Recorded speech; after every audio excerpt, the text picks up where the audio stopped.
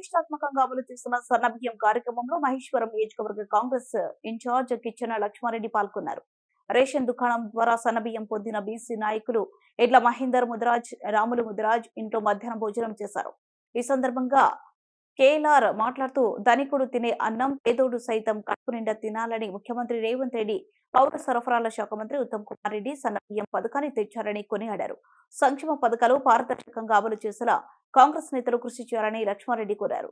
ఈ కార్యక్రమంలో కందుకూరు మండల నాయకులు సహా అన్ని విభాగాల ప్రతినిధులు పాల్గొన్నారు.